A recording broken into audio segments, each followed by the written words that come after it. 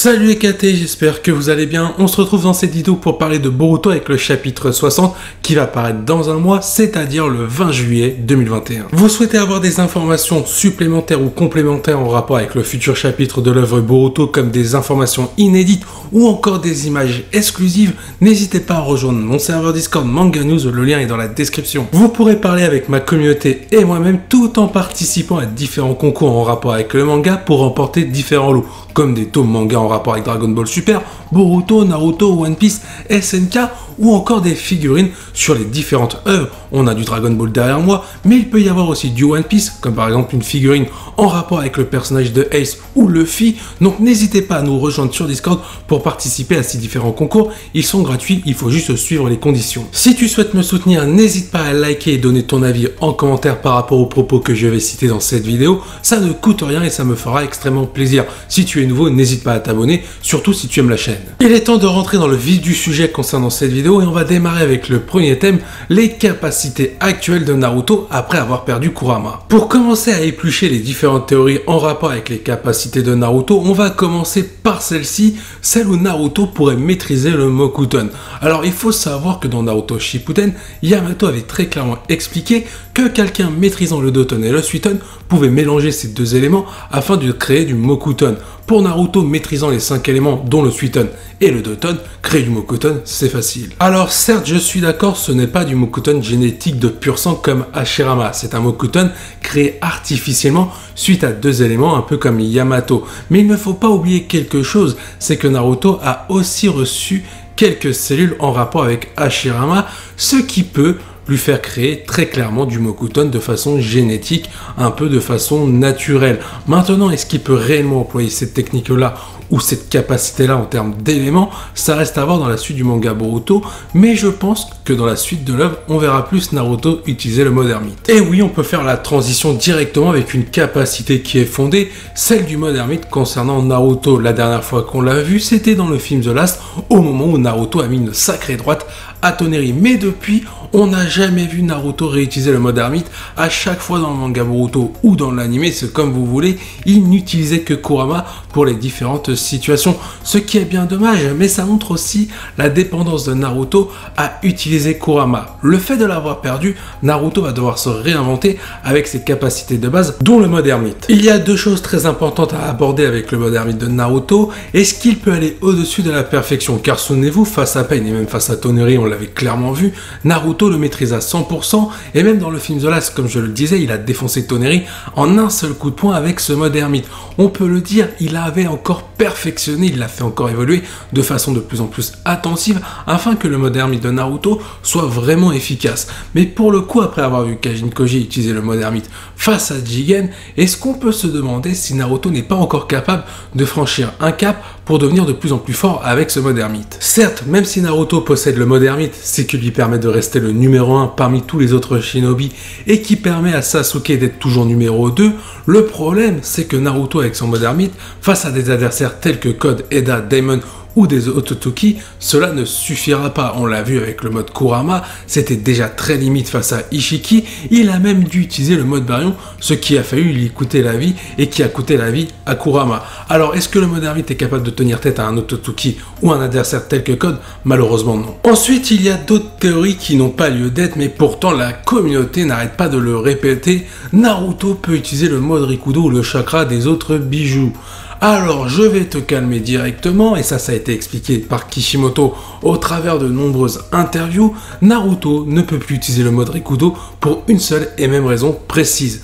Kurama est mort et c'était le connecteur entre tous les autres bijoux et notamment les 8 autres chakras. Le fait que Naruto ait perdu Kurama, il ne peut plus utiliser l'équivalent des 9 chakras car il en manque un, Kurama est mort, et le fait de ne plus pouvoir utiliser les autres bijoux, car Kurama n'est plus le connecteur pour pouvoir utiliser par exemple le chakra de Shukaku. Je vais revenir également sur un autre point, car là j'ai expliqué que Naruto ne pouvait plus utiliser ce mode Rikudo depuis la mort de Kurama. En réalité, il ne l'utilise plus depuis le film The Last. Donc ça veut dire que dans Boruto, à chaque fois qu'il a dû intervenir dans des situations, il était en mode Kurama et pas plus haut en termes de niveau. C'est pour ça que d'ailleurs il y a beaucoup de critiques envers Naruto en disant mais à chaque fois qu'il y a une situation simple à régler, Naruto utilise Kurama alors qu'il pourrait utiliser par exemple le mode ermite. Et c'est pour ça qu'on veut insister sur la mort de Kurama pour faire comprendre que Naruto a été nerfé. Mais pour rester positif, Naruto a quand même des qualités, c'est le numéro 1 à travers le monde Shinobi, il possède des techniques comme le Rasengan, le mode ermite, le multiclonage qui peut se servir à travers différents adversaires qu'il va affronter. Mais comme le dit Amado, alors ça on ne sait pas si c'est un mensonge ou une vérité envers Kawaki, il lui dit clairement que Naruto versus Code, Naruto va mourir.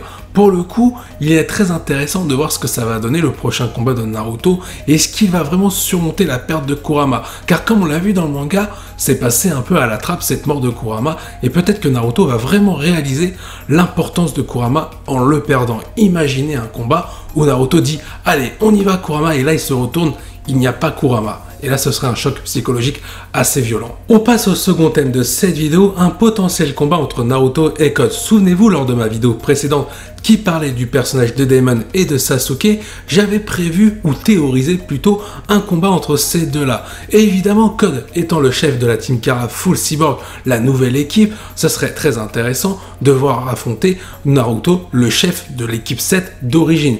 Un combat de génération où l'équipe 7 d'origine finirait par perdre et ça serait la nouvelle équipe 7 portée par Boruto, Mitsuki et Sarada qui irait affronter Code pour le vaincre, lui et ses acolytes. Je vais expliquer pourquoi Naruto va perdre face à Code. Pour la simple et unique raison que la team de Code est vachement beaucoup plus complète que celle de Naruto. Alors attention, en termes de symbiose, l'équipe de Naruto avec Sakura Sasuke, c'est la meilleure. Mais en termes de capacité, d'individualité, pour former une complémentarité dans le collectif, l'avantage est au personnage de Code. Il possède le personnage d'Eda qui est capable de savoir toutes les stratégies de Naruto, Sasuke et Sakura à l'avance. Un autre détail très important, c'est les capacités d'Eda en rapport avec son Senringan et notamment cette capacité de manipuler la volonté chez les autres n'étant pas du même sang ou un autre Otsutsuki. Alors il est vrai que Naruto et Sasuke possèdent un Kama en lien avec l'armite Rikudo. Peut-être que ce sera une défense par rapport aux capacités d'Eda, mais si jamais ce Kama-là, entre guillemets, si c'est un réel Kama, fonctionne pas, Eda pourra les manipuler à sa guise. Tu peux même amener une théorie plutôt loufoque, mais qui est très intéressante, même si je pense pas personnellement qu'elle va se produire.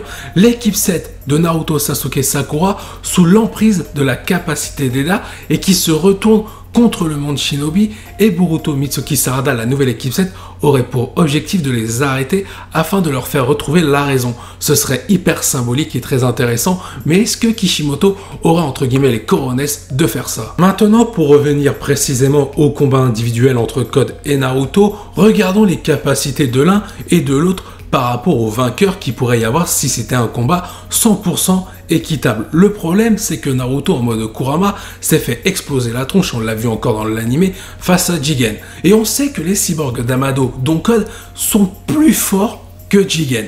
Et pour le coup, c'est vrai que Code possède un limiteur, mais si tu l'enlèves, c'est sûr et certain, il ne fait qu'une bouchée de Naruto. Mais il faut se dire que Naruto et Sasuke en duo se sont fait poutrer, il n'y a pas d'autre mot, face à Jigen. Donc Naruto en mode ermite, parce que c'est sa capacité principale désormais, est-ce qu'il peut vraiment faire le poids face à Code qui a toutes ses capacités, dont le Kama blanc? Sincèrement, je ne pense pas. En plus, si tu rajoutes le contexte par rapport au combat Code versus Naruto, Code aurait des informations sur Naruto, certainement les capacités du mode ermite grâce au personnage d'Eda. Naruto n'aurait aucune chance, que ce soit dans un combat en termes de puissance, un combat en termes de stratégie, car il serait perdant sur tous les fronts. Il reste cependant un espoir pour Naruto. S'il parvient à tuer très rapidement dans l'équipe de Code le personnage d'Eda, là il aurait une chance de vaincre l'équipe de Kara version full cyborg de la part de Code. Et faut pas oublier un autre personnage qui pourrait avoir un rôle majeur dans la victoire, soit de l'équipe de Naruto ou l'équipe de Code, c'est avant tout Amado. Avant de passer au troisième thème de cette vidéo qui va se concentrer sur le personnage d'Amado, Naruto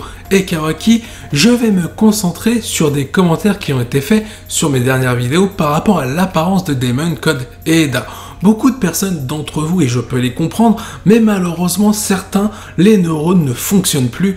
Le fait de me dire que les cyborgs auxquels vont affronter Naruto et Sasuke, c'est strictement impossible qu'ils puissent gagner face à Naruto et Sasuke, car ce sont des enfants. Que ne comprends-tu pas dans le mot cyborg? Afin de te faire comprendre le fond de ma pensée avant de te traiter d'idiot, là je suis encore très poli, je vais rester plutôt calme. Un cyborg est un être humain modifié afin qu'il soit boosté ou tout simplement maintenu en vie.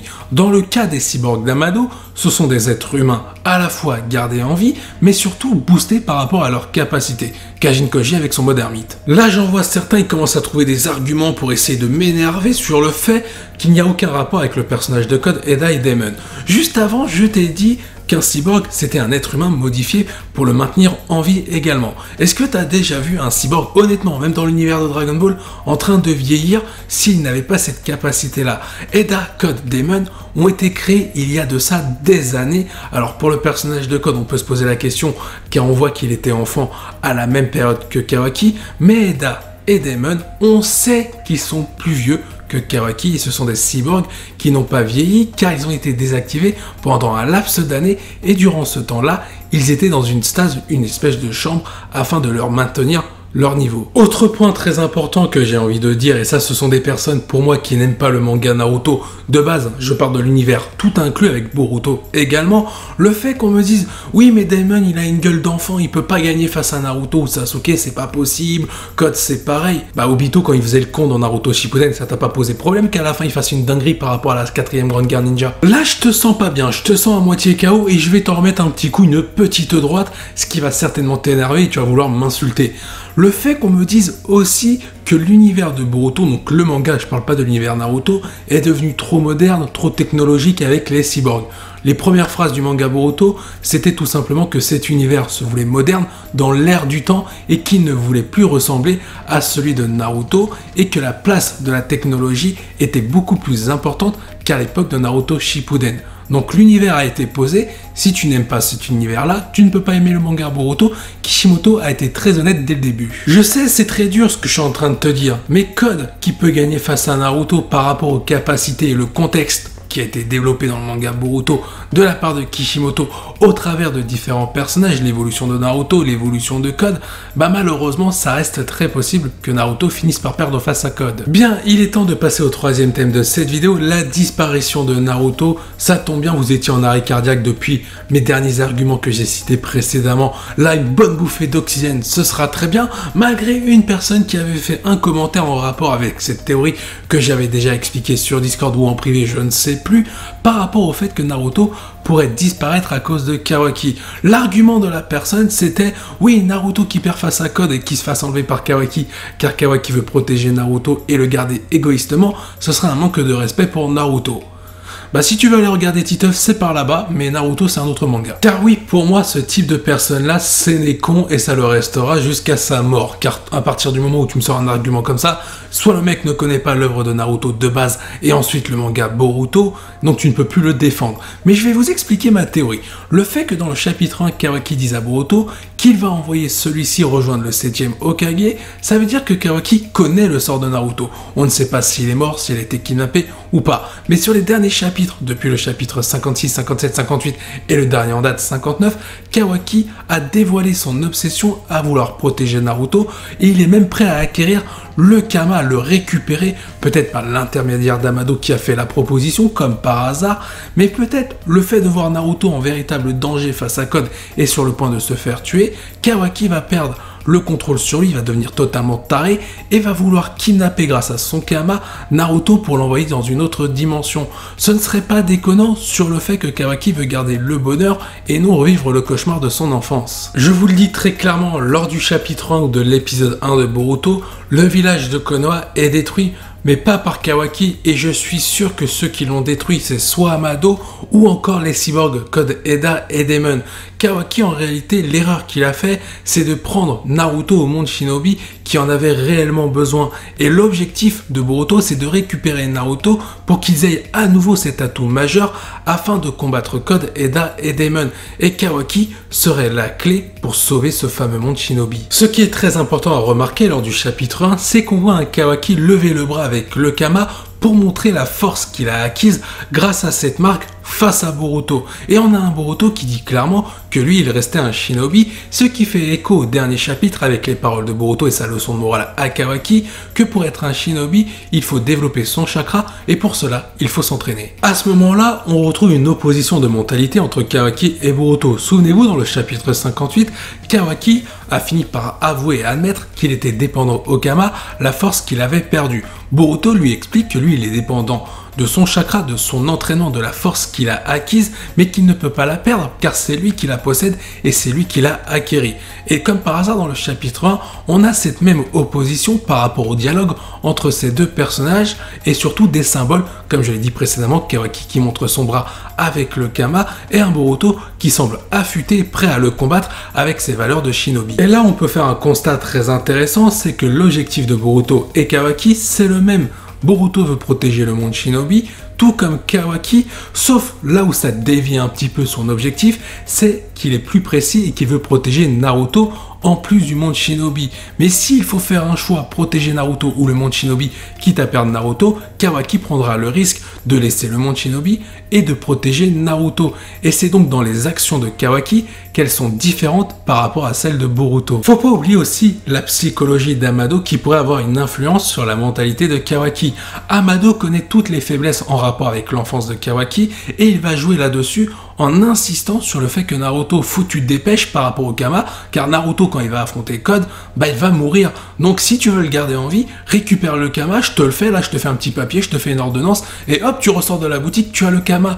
Évidemment, il y a une manipulation derrière Amado par rapport à Kawaki. Pour moi, cette représentation du combat entre Naruto et Code va avoir un point culminant sur plein de points majeurs dans la suite de l'œuvre Boruto. Le fait du basculement de Kawaki par rapport à sa mentalité sur le fait de protéger Naruto, le monde shinobi qui sera en véritable danger si tu enlèves Naruto et que celui-ci est enlevé. En plus, Sasuke, s'il se retrouve tout seul, il risque de se faire tuer, car on sait qu'en duo avec Naruto, ils sont quasiment intouchables, même s'ils sont nerfés. Mais là, si Sasuke se retrouve tout seul, car Kawaki a fait une dinguerie à Naruto, Sasuke, malheureusement, sa vie risque de basculer. Autre chose très intéressant, le fait que Naruto soit retiré du monde shinobi, ça va permettre l'éclosion à d'autres personnages, par exemple Shinki, Gaara, mais surtout la mise en avant de la jeune génération, je l'ai cité précédemment, car ils vont devoir se débrouiller par eux-mêmes, et là ça aura tout son sens, car Naruto ne sera plus là pour les protéger. Pour donner un résultat final entre le combat Boruto et Kawaki sur l'enjeu de ce conflit entre ces deux personnages-là, c'est-à-dire Naruto, pour moi il y aura une égalité. Boruto va réussir à faire revenir dans le bon chemin, entre guillemets, Kawaki. Et d'ailleurs, on peut se poser la question, parce que moi je vous dis clairement, Naruto il ne va pas mourir jusqu'à la fin du manga Boruto. Est-ce que Naruto va avoir une remise en avant, peut-être un retour de Kurama? C'est l'heure du 4e thème. Déjà, regardons comment Kurama est mort. On sait que quand c'est un autre qui finit par mourir, le biju à l'intérieur de lui finit par ressusciter grâce à son chakra. Là, dans cette situation où Kurama est mort, c'est lui qui a épuisé tout son chakra. C'est noté noir sur blanc dans le manga. Il dit clairement à Naruto qu'en utilisant le mode Baryon, c'est sa vie qui va s'éteindre. Dans cette logique-là, Kurama ne doit pas revenir dans le manga Boruto.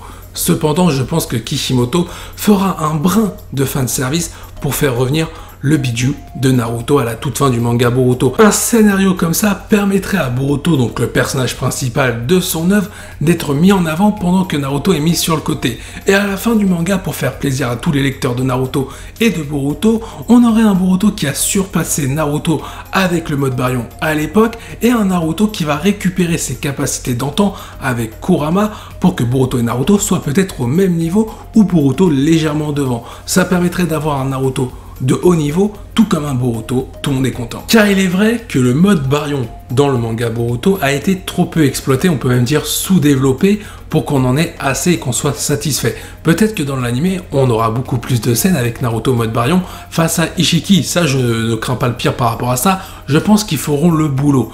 Donc on peut quand même penser que dans le manga, c'était peut-être un teasing par rapport à ce que va donner le véritable mode Baryon maîtrisé par la suite dans l'œuvre Boruto par quelqu'un d'autre. Pourquoi pas Boruto pour devenir un Jinchuriki, même si l'idée ne me raffole pas parce que ce sera un copier-coller avec Naruto, ou tout simplement un Naruto en toute fin de manga, pendant que Boruto est en train de se battre face à l'adversaire principal, Naruto va peut-être s'occuper de l'adversaire secondaire et récupérer le mode Baryon. Ce n'est pas impossible. Il est vrai qu'il y a d'autres hypothèses concernant le retour de Kurama, comme quoi Himawari serait la nouvelle Jinchuriki de l'ancien bijou de Naruto.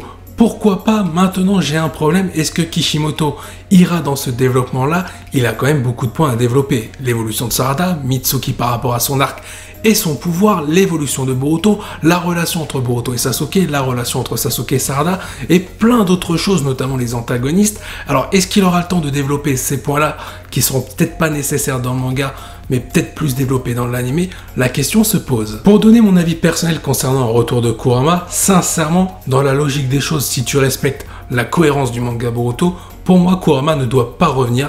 Il a fait son temps, on a vécu avec lui durant Naruto Shippuden, ce qui a permis de montrer la mise en avant du personnage de Naruto, mais le manga s'appelle Boruto, il faut donc mettre tous les atouts, les ingrédients du côté de Boruto et non du côté de Naruto. Cette vidéo touche à sa fin, j'espère qu'elle vous a plu, je vous dis à la prochaine, portez-vous bien, salut les KT.